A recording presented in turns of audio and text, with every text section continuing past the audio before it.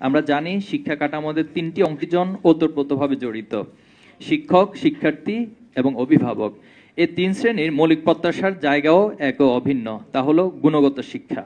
উল্লেখ্য, দীর্ঘকাল ধরে এই জনপদে অধিকাংশ মানুষের মূল্যবোধ ও আকাঙ্ক্ষার বিপরীতে চাপিয়ে দেওয়া ঔপনিবেশিক সাম্রাজ্যবাদী ও আধিপত্যবাদী শিক্ষা ব্যবস্থার মূলে কুঠারাঘাত করার জন্য এই তিন শ্রেণী রক্ত দিয়েছে। বাংলাদেশ ইসলামী ছাত্র শিবির সেই শহীদদের কাঙ্ক্ষিত দেশ গঠনে ফ্যাসিবাদের রেখে যাওয়া ঘুণে ধরা শিক্ষা ব্যবস্থাকে আধুনিকরণ, যুগোপযোগী ও নৈতিক মূল্যবোধের ভিত্তিতে পুনর্গঠনের জন্য পাঠ্যক্রম, শিক্ষানীতি, শিক্ষা ব্যবস্থা, উচ্চশিক্ষা, মাদ্রাসা শিক্ষা, দক্ষতা মূল্যায়ন, শিক্ষক প্রশিক্ষণ এবং বিবিধ বিষয়কে সামনে রেখে আমরা ৩০ দফা সংস্কার প্রস্তাবনা উপস্থাপন করছি। আমাদের ৩০ দফা সংস্কার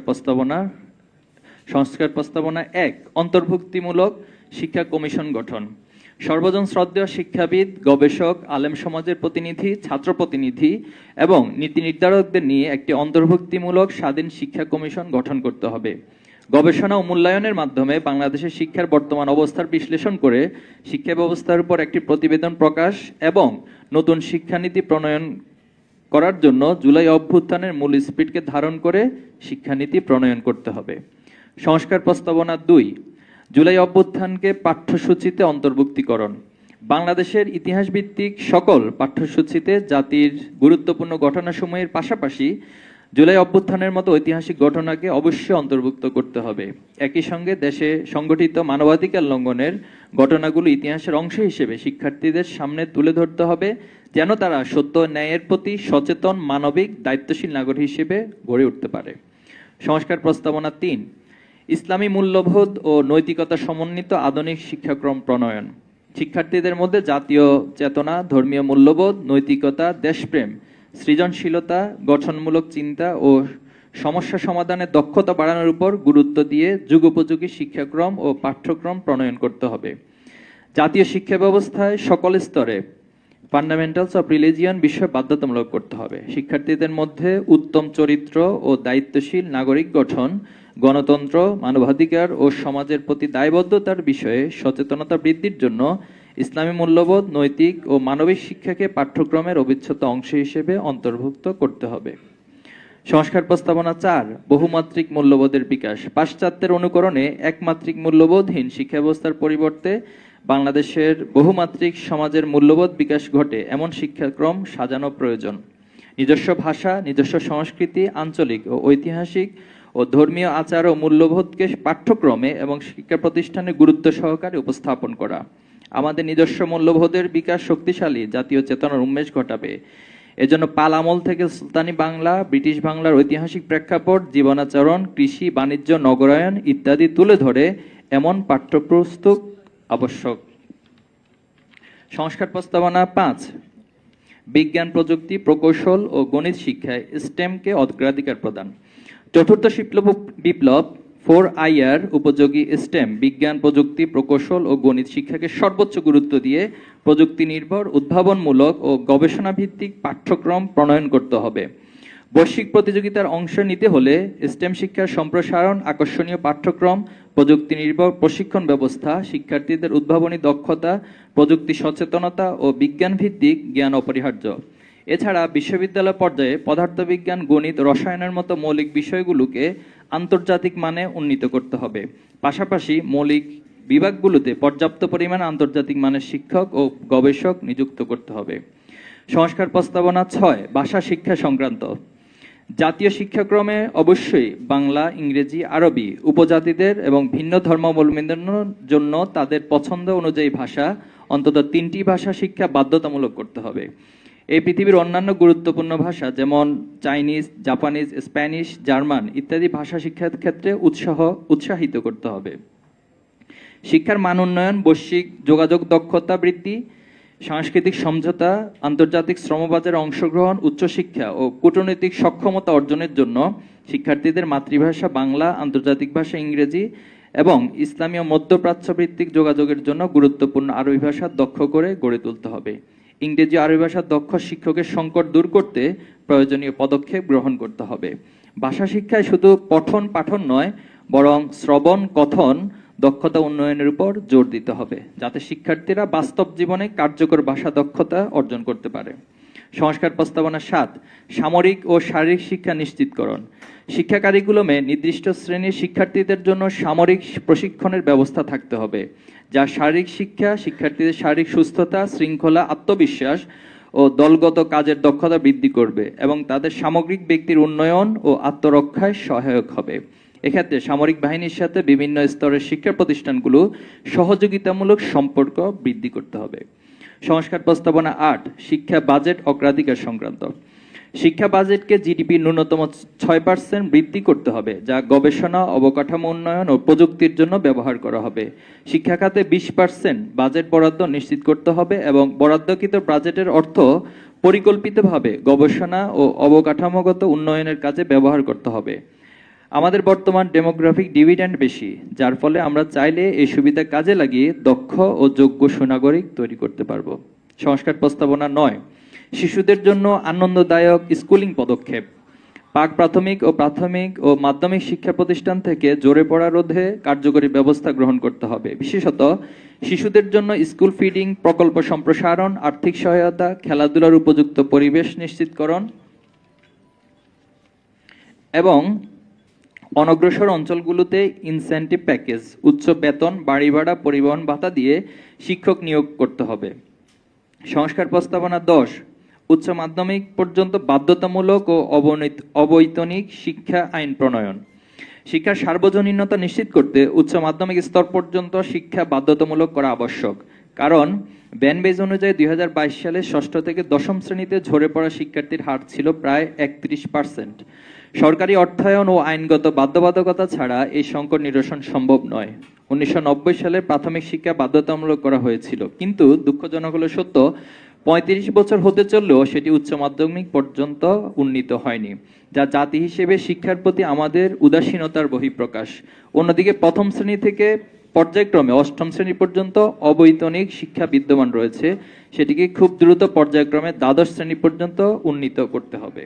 সংস্কার প্রস্তাবনা 11, স্বাধীন ও স্বতন্ত্র নিয়োগ কমিশন গঠন। শিক্ষা ব্যবস্থার প্রতিটি স্তরে শিক্ষক, কর্মকর্তা, কর্মচারী নিয়োগ প্রক্রিয়া স্বচ্ছ ও মেধাবীদের প্রাধান্য দেওয়া নিশ্চিত করতে একটি স্বাধীন ও স্বতন্ত্র শিক্ষক নিয়োগ কমিশন, এডুকেশন সার্ভিস কমিশন গঠন করতে হবে, যা বিভিন্ন স্তরে নিয়োগ পরীক্ষা, মূল্যায়ন, নিয়োগ, পদায়ন ও পদোন্নতি পরিচালনা নীতিমালা প্রণয়ন ও পরিচালনা করবে।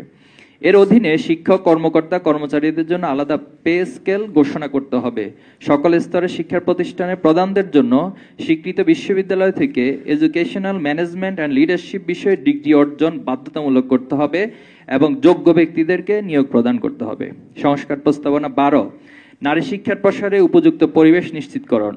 নারীদের উচ্চশিক্ষায় অংশগ্রহণ বাড়াতে দেশের প্রতিটি শিক্ষা প্রতিষ্ঠানে নারী বান্ধব পরিবেশ নিশ্চিত করতে হবে।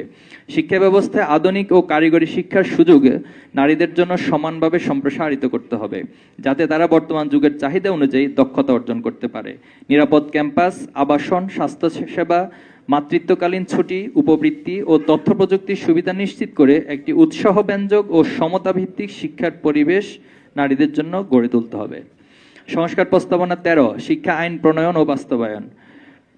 বাংলাদেশের শিক্ষার মান উন্নয়ন ও সমতা নিশ্চিত করতে একটি পূর্ণাঙ্গ শিক্ষা আইন, right to the education act প্রণয়ন করতে হবে, যা শিক্ষার ন্যূনতম মান, সকলের জন্য শিক্ষা অধিকার ও জবাবদিহিতামূলক শিক্ষা প্রশাসন নিশ্চিত করবে। এটি শিক্ষা প্রতিষ্ঠান, শিক্ষক, শিক্ষার্থীদের অধিকার ও দায়িত্ব স্পষ্টভাবে নির্ধারণ করবে। প্রশ্ন ফাঁস ও পরীক্ষা অসদুপায় অবলম্বনের মতো অপরাধের বিরুদ্ধে কঠোর ও কার্যকর প্রতিকারমূলক ব্যবস্থা অন্তর্ভুক্ত থাকতে হবে। পাশাপাশি শিক্ষা প্রতিষ্ঠানের রাজনৈতিক লেজুর ভিত্তিক হস্তক্ষেপ হ্রাস ও একটি দীর্ঘমেয়াদী কার্যকরী শিক্ষানীতি বাস্তবায়নে যা সহায়ক হবে। সংস্কার প্রস্তাবনা 14, শিক্ষার্থীদের জন্য শতভাগ আবাসন নিশ্চিত ও ব্যবস্থাপনায় আধুনিকীকরণ। গণরুম, ডাবলিং ভোগান্তি বিলুপ্ত করে শিক্ষার্থীদের জন্য শতভাগ আবাসন সুবিধা নিশ্চিত করতে হবে, যাতে তারা নিরাপদ ও সুন্দর পরিবেশে শিক্ষা গ্রহণ করতে পারে।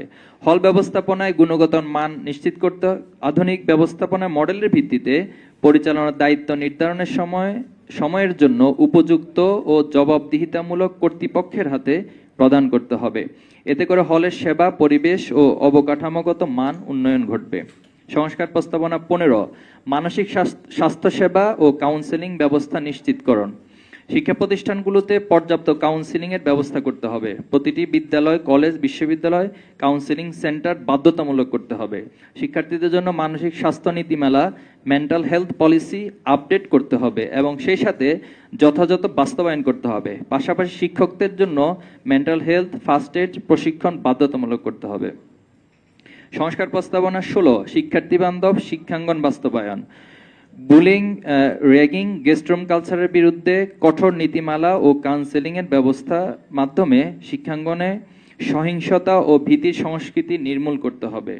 নারী শিক্ষার্থীদের জন্য আলাদা টয়লেট, কমন রুম, নামাজ ঘর ও প্রজনন স্বাস্থ্য সেবা বিষয়ে সচেতনতা বৃদ্ধি ও প্রয়োজনীয় সহায়তা নিশ্চিত করতে হবে। শিক্ষা প্রতিষ্ঠানে জরুরি স্বাস্থ্যসেবা কেন্দ্র ও পর্যাপ্ত প্রশিক্ষিত চিকিৎসা কর্মী নিয়োগ দিয়ে শিক্ষার্থীদের জরুরি স্বাস্থ্য সহায়তা নিশ্চিত করতে হবে। ক্যাফেটেরিয়া ও খাদ্য সরবরাহ ব্যবস্থাপনায় পুষ্টিমান, স্বাস্থ্যবিধি ও মূল্য নিয়ন্ত্রণ নিশ্চিত করতে আলাদা তদারকি কমিটি গঠন করতে হবে। শিক্ষা প্রতিষ্ঠানে দুর্যোগ প্রস্তুতি, অগ্নি নির্বাপন, ভূমিকম্প সচেতনতা ও নিরাপদ সড়ক ব্যবস্থার জন্য প্রশিক্ষণ ও অবকাঠামো নিশ্চিত করতে হবে। একই সাথে সময়োপযোগী প্রশাসনিক কাঠামো, ডিজিটাল ব্যবস্থাপনা চালু করে স্বচ্ছতা, জবাবদিহিতা ও দ্রুত সেবা নিশ্চিত করতে হবে। সংস্কার প্রস্তাবনা 17, যোগ্য ব্যক্তিদের অগ্রাধিকার দিয়ে শিক্ষা প্রতিষ্ঠান পরিচালনা পর্ষদ গঠন। সকল স্তরে শিক্ষা প্রতিষ্ঠান পরিচালনা পর্ষদ ও ব্যবস্থাপনায় বাধ্যতামূলকভাবে শিক্ষানুরাগী শিক্ষক, শিক্ষাবিদ সদস্য, দাতা সদস্যের বাহিরে উদ্যোক্তা, প্রতিষ্ঠাতা সদস্য অন্তর্ভুক্ত থাকতে হবে। এছাড়া নৈতিকতা মূল্যায়নের লক্ষ্যে একজন ধর্মীয় ব্যক্তিত্বকে কমিটিতে আওতাভুক্ত করতে হবে। সংস্কার প্রস্তাবনা 18, গবেষণামুখী উচ্চশিক্ষা। দেশের উচ্চশিক্ষা প্রতিষ্ঠানগুলোকে গবেষণামুখী হিসেবে গড়ে তোলার কার্যকরী নীতিমালা প্রণয়ন করতে হবে। বিশেষ করে বিশ্ববিদ্যালয়গুলোকে গবেষণা ও উদ্ভাবনের কেন্দ্র হিসেবে গড়ে তোলার উদ্যোগ নিতে হবে। শিক্ষক নিয়োগে মেধাবীদের অগ্রাধিকার নিশ্চিত করতে হবে এবং বিশ্বের বিভিন্ন দেশে অধ্যয়নরত ও গবেষণা নিয়োজিত প্রবাসী বাংলাদেশি শিক্ষকদের দেশে ফিরিয়ে এনে সম্মানজনক ভাতা ও সুযোগ সুবিধা দিয়ে শিক্ষা কার্যক্রমে যুক্ত করতে হবে। একই সঙ্গে শিক্ষকদের জন্য একটি সুনির্দিষ্ট ও যুগোপযোগী প্রশিক্ষণ নীতিমালা প্রণয়ন এবং তার বাস্তবায়ন নিশ্চিত করতে হবে, যাতে তারা আন্তর্জাতিক মানের জ্ঞান ও দক্ষতা অর্জনে সক্ষম হন। পাশাপাশি বিশ্ববিদ্যালয়ে বিদ্যমান রিসার্চ সেল ও আধুনিকায়ন ও গবেষণা শিক্ষার্থীদের উদ্বুদ্ধ করার লক্ষ্যে কার্যকরী পদক্ষেপ গ্রহণ করতে হবে। সংস্কার প্রস্তাবনা 19, মাদ্রাসা শিক্ষা ব্যবস্থা সংক্রান্ত। আলিয়া ও কওমি মাদ্রাসা সংস্কারের ক্ষেত্রে দেশবরেণ্য শিক্ষাবিদ, আলেম ওলামাদের সমন্বয়ে একটি স্বতন্ত্র মাদ্রাসা শিক্ষা কমিশন গঠন করতে হবে, যার কাজ হবে ধর্ম, বিজ্ঞান, প্রযুক্তি ও জাতীয় আন্তর্জাতিক শ্রমবাজারের সাথে সমন্বয় করে শিক্ষা কারিকুলাম সংস্কার নীতিমালা প্রণয়ন ও বাস্তবায়ন। সেই সাথে এই বিশেষ শিক্ষা ব্যবস্থায় আন্তর্জাতিক মানের ইসলামিক স্কলার তৈরিতে প্রাধান্য দিতে হবে। সাধারণ শিক্ষার সাথে সামঞ্জস্য রেখে মাদ্রাসা শিক্ষা ব্যবস্থার সকল পর্যায়ে শিক্ষকদের জন্য অভিন্ন বেতন কাঠামো প্রণয়ন করতে হবে। জুলাই গণঅভ্যুত্থানের সকল শ্রেণীর মাদ্রাসা, কওমি, আলিয়া, হাফেজিয়া, ফুরকানিয়া, দিনিয়া, সুন্নিয়া সহ শিক্ষক শিক্ষার্থীদের অংশগ্রহণ ছিল অবিস্মরণীয়। তাই অভ্যুত্থান পরবর্তী বাংলাদেশে সকল স্তরে মাদ্রাসা শিক্ষা ব্যবস্থার উন্নয়নে ও বৈষম্য দূরীকরণে সরকারকে যথাযথ ব্যবস্থা গ্রহণ করতে হবে। সংস্কার প্রস্তাবনা 20, কারিগরি শিক্ষার মান বৃদ্ধি। বাংলাদেশে কারিগরি শিক্ষার মান উন্নয়নের জন্য দেশের সকল ভোকেশনাল, পলিটেকনিক ও কারিগরি শিক্ষা প্রতিষ্ঠানগুলোতে আধুনিক যন্ত্রপাতি ও প্রযুক্তির ব্যবহার সহজলভ্য করতে হবে। কর্মমুখী শিক্ষাকে প্রাধান্য দিতে হবে, যেমন লো স্কিল জনশক্তির উপবৃত্তি দিয়ে প্রেরণা দেওয়া যেতে পারে। কারিগরি শিক্ষা প্রতিষ্ঠানগুলোতে শিল্প খাতের চাহিদা অনুযায়ী সিলেবাস ও প্রশিক্ষণ কর্মসূচি প্রণয়ন করতে হবে, যাতে শিক্ষার্থীরা সহজেই চাকরির বাজারে যুক্ত হতে পারে। সরকারি ও বেসরকারি খাতে মধ্যে পারস্পরিক সহযোগিতা বাড়িয়ে কারিগরি শিক্ষা পেশাদারী অভিজ্ঞ ও ইন্টার্নশিপ সুযোগ নিশ্চিত করতে হবে। সংস্কার প্রস্তাবনা 21, মূল্যায়ন পদ্ধতির সংস্কার। প্রতিটি শিক্ষার্থীর জ্ঞান, দক্ষতা, আচরণ এই তিনটি দিক মূল্যায়নের উপর জোর দিতে হবে। তাই শুধুমাত্র পরীক্ষা নির্ভর না হয়ে ধারাবাহিক ও সামষ্টিক পদ্ধতির মাধ্যমে অর্জিত জ্ঞান ও মূল্যবোধের মাধ্যমে তার বাস্তব প্রয়োগ মূল্যায়ন অতীব জরুরি। শিক্ষা ব্যবস্থার প্রতিটি স্তরে লিখিত পরীক্ষা ছাড়াও প্রজেক্ট, অ্যাসাইনমেন্ট, দলগত কাজ ইত্যাদির মাধ্যমে শিক্ষার্থীদের যথাযথ মূল্যায়ন ব্যবস্থা রাখতে হবে। সংস্কার প্রস্তাবনা 22, শিক্ষক প্রশিক্ষণ কাঠামোর আধুনিকায়ন, সকল স্তরে শিক্ষকদের জন্য প্রি সার্ভিস ও ইন সার্ভিস প্রশিক্ষণে pedagogy skills, art of teaching এবং বিষয়ভিত্তিক শিক্ষণ পদ্ধতি বাধ্যতামূলক করতে হবে। বিশ্ববিদ্যালয় পর্যায়ে শিক্ষকদের জন্য একটি জাতীয় প্রশিক্ষণ ইনস্টিটিউট প্রতিষ্ঠা করতে হবে, যেখানে প্রশিক্ষক হিসেবে শিক্ষা বিষয়ে বিদেশি ডিগ্রিধারীদের নিয়োগ বাধ্যতামূলক করা হবে। শিক্ষকদের জন্য বিদ্যমান প্রশিক্ষণ প্রতিষ্ঠানগুলোকে আধুনিক ও যুগোপযোগী করতে হবে। আলিয়া মাদ্রাসা, কওমি প্রতিষ্ঠানগুলোর শিক্ষকদের জন্য আলাদা প্রশিক্ষণ কাঠামো থাকতে হবে। সংস্কার প্রস্তাবনা 23, শিক্ষক মূল্যায়ন কার্যকর পদ্ধতি প্রবর্তন। বাংলাদেশ শিক্ষা ব্যবস্থার গুণগত মান নিশ্চিত করতে শিক্ষক মূল্যায়নের একটি সময়োপযোগী, স্বচ্ছ ও বহুমাত্রিক পদ্ধতি চালু করতে হবে। এই পদ্ধতি শিক্ষার্থীর ফলাফল, শিক্ষণ দক্ষতা, শ্রেণীকক্ষ ব্যবস্থাপনা, সহকর্মী মতামত ও অভিভাবক প্রতিক্রিয়ায় বিবেচনায় নিতে হবে। সেই সাথে ফলাফলের ভিত্তিতে প্রশিক্ষণ, পুরস্কার ও পদোন্নতির ব্যবস্থা রাখতে হবে। সংস্কার প্রস্তাবনা 24, চাকরিতে সমান সুযোগ ও ন্যায় ভিত্তিক প্রবেশাধিকার নিশ্চিতকরণ। সরকারি ও বেসরকারি সব ধরনের চাকরিতে সকল নাগরিকের জন্য সমান সুযোগ নিশ্চিত করতে হবে। মেধা, দক্ষতা ও যোগ্যতার ভিত্তিতে নিয়োগ প্রক্রিয়া পরিচালিত হওয়া উচিত, যাতে কোনো প্রকার রাজনৈতিক, শ্রেণীগত বা প্রাতিষ্ঠানিক বৈষম্য না থাকে। সংস্কার প্রস্তাবনা 25, ছাত্র রাজনীতির যথাযথ চর্চা ও নিয়মিত ছাত্র সংসদ নির্বাচন আয়োজন সংক্রান্ত। বাংলাদেশের সকল উচ্চশিক্ষা প্রতিষ্ঠানে, বিশ্ববিদ্যালয়, মেডিকেল ও ইঞ্জিনিয়ারিং কলেজ সহ সকল প্রতিষ্ঠানে ছাত্র সংসদ নির্বাচন বাধ্যতামূলক আয়োজন করতে হবে। এজন্য জাতীয় শিক্ষা ক্যালেন্ডার প্রতি বছরের একটি নির্দিষ্ট তারিখ নির্ধারণ করে নিয়মিত নির্বাচন আয়োজন নিশ্চিত করতে হবে। এই নির্বাচনের মাধ্যমে গণতান্ত্রিক চর্চা, নেতৃত্ব বিকাশ এবং শিক্ষাঙ্গনের রাজনৈতিক সচেতনতা গড়ে উঠবে। সংস্কার প্রস্তাবনা 26, বিশেষ চাহিদা সম্পন্ন শিক্ষার্থীদের জন্য অন্তর্ভুক্তিমূলক শিক্ষা নিশ্চিতকরণ।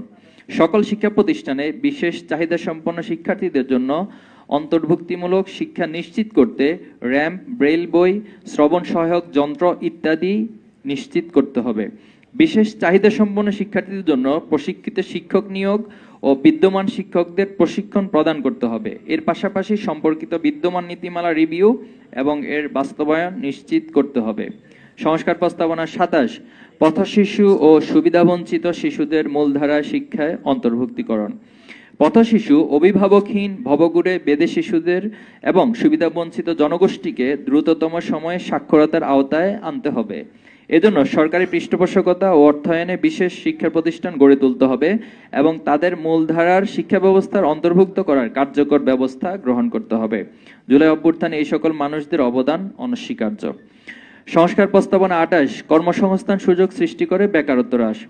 বাজারের চাহিদা অনুযায়ী দক্ষ জনশক্তি তৈরি করে নতুন কর্মসংস্থানের ক্ষেত্র সৃষ্টি করতে হবে। উচ্চশিক্ষায় কর্পোরেট ইন্টারেস্ট সংযুক্ত অপ্রয়োজনীয় পাঠ্য বিষয়গুলো বাদ দিয়ে সোশ্যাল অ্যান্ড হিউম্যান ইন্টারেস্টের প্রয়োজনীয় নতুন বিষয়সমূহকে অন্তর্ভুক্ত করতে হবে। একই সাথে শ্রমবাজারের চাহিদার সাথে সামঞ্জস্য রেখে বিশ্ববিদ্যালয় পর্যায়ে যেসব বিষয়ের বাস্তবিক কোনো প্রয়োগ নেই, সেগুলোকে ধীরে ধীরে অন্যান্য প্রাসঙ্গিক বিষয়ের সাথে একীভূত করে নিতে হবে অথবা বিলুপ্ত করতে হবে। সংস্কার প্রস্তাবনা 29, উপজাতি, ক্ষুদ্র নৃগোষ্ঠীর শিক্ষার উন্নয়ন ও সমান অধিকার নিশ্চিতকরণ। পাহাড়ি ও দুর্গম অঞ্চলে শিক্ষা প্রতিষ্ঠানের সংখ্যা ও গুণগত মান বৃদ্ধি করতে হবে। পাশাপাশি আবাসন, উপবৃত্তি, স্বাস্থ্যসেবা ও প্রযুক্তি সুবিধা সহ অন্যান্য সুবিধা নিশ্চিত করতে হবে। তাদের শিক্ষা ও উন্নয়নের পথকে সমান অধিকারের ভিত্তিতে রাষ্ট্রীয় সহযোগিতার আওতায় আনতে হবে। সংস্কার প্রস্তাবনা 30, শিক্ষা প্রতিষ্ঠানে অভিভাবক অংশগ্রহণ ও জবাবদিহিতা নিশ্চিতকরণ। শিক্ষার্থীদের সার্বিক উন্নয়নে অভিভাবকদের সাথে নিয়মিত যোগাযোগ ও জবাবদিহিতামূলক সম্পর্ক গড়ে তুলতে হবে। পাশাপাশি ইতিবাচক প্যারেন্টিং নিশ্চিত করে শিক্ষার্থীদের মনোজাগতিক বিকাশ সাধনে কার্যকর কর্মসূচি প্রণয়ন করতে হবে। শিক্ষার্থীদের মধ্যকার নৈতিকতা, শ্রেণীকক্ষে উপস্থিতি, একাডেমিক অগ্রগতি ও শৃঙ্খলা নিশ্চিতকরণে শিক্ষা প্রতিষ্ঠানগুলোতে অভিভাবক প্রতিনিধির অন্তর্ভুক্ত করে অভ্যন্তরীণ কমিটি গঠন করতে হবে। এতে শিক্ষা ব্যবস্থার স্বচ্ছতা, দায়িত্ববোধ ও সম্মিলিত অংশগ্রহণ নিশ্চিত হবে। প্রিয় উপস্থিতি, শিক্ষা জাতির মেরুদণ্ড। একটি জাতিকে সমৃদ্ধ করতে হলে তার শিক্ষা ব্যবস্থা যুগোপযোগী ও নৈতিক মূল্যবোধ সম্পন্ন হওয়া চাই। স্বাধীনতার পর থেকেই টেকসই যুগোপযোগী শিক্ষা নীতিমালা ও কারিকুলাম প্রণয়ন ছিল একটি মৌলিক কাজ। ক্ষমতার পালা বদলে সেই মৌলিক কাজটি করার সুযোগ এসেছিল বহুবার, কিন্তু রাজনৈতিক শক্তিগুলো নিজেদের আদর্শ ও ক্ষমতাকে প্রাধান্য দিতে গিয়ে শিক্ষা নীতিমালা রাষ্ট্রের মৌলিক চাহিদা মেটাতে অনেকটাই ব্যর্থ হয়েছিল। কিন্তু জুলাই অভ্যুত্থানের ফলে বিগত ফ্যাসিবাদী শাসনের অবসান হলে গণমানুষের মাঝে আবার আশার সঞ্চার হয়েছে। বাংলাদেশ ইসলামী ছাত্র শিবির জাতীয় ঐক্য প্রতিষ্ঠা ও জুলাই অভ্যুত্থানের পরবর্তী মানুষের চাহিদা আশা আকাঙ্ক্ষার যুগোপযোগী শিক্ষা ব্যবস্থার প্রণয়নের তাগিদে 30 দফা সংস্কার প্রস্তাবনা উপস্থাপন করেছি। ছাত্র শিবির আশা করে এই 30 দফা সংস্কার প্রস্তাব গৃহীত হলে শিক্ষা ব্যবস্থার মৌলিক ত্রুটি দূর হবে, যা সৎ দক্ষ দেশপ্রেমিক নাগরিক তৈরিতে ভূমিকা রাখবে ইনশাআল্লাহ। বাংলা ইসলামী ছাত্র শিবির দৃঢ়ভাবে বিশ্বাস করে শিক্ষানীতি জাতির ভবিষ্যৎ নির্ধারণে অন্যতম প্রধান নিয়ামক। 30 দফা শিক্ষা সংস্কার প্রস্তাবকে আলোচনার ভিত্তি হিসেবে গ্রহণ করে দ্রুত শিক্ষা সংস্কার কার্যক্রম এগিয়ে নিতে সরকারের কাছে আমরা আহ্বান জানাচ্ছি। প্রকাশিত ঘোষণাপত্রে শিক্ষা সংস্কার প্রস্তাবনা অন্তর্ভুক্তি করে জুলাই সনদ প্রণয়ন ও আইনি ভিত্তি প্রদান করতে হবে। অন্যথায় জুলাই অভ্যুত্থানে সহস্রাধিক শহীদ ও আহত মানুষের আত্মত্যাগের যথাযথ মর্যাদা নিশ্চিত হবে না এবং অভ্যুত্থানের আকাঙ্ক্ষা বাস্তবায়নে সৎ ও যোগ্য প্রজন্ম তৈরি করে সবার বাংলাদেশ গঠন স্বপ্ন অধরাই থেকে যাবে। গণমাধ্যম, সামাজিক রাজনৈতিক ব্যক্তিত্ব, শিক্ষাবিদ, ছাত্র সমাজ সহ সংশ্লিষ্ট সকলকে এ বিষয়ে সক্রিয় ভূমিকা নেওয়ার আহ্বান জানিয়ে আমি আমার লিখিত বক্তব্য এখানে শেষ করছি। আপনাদের সবাইকে ধন্যবাদ। 30 দফা 30 দফা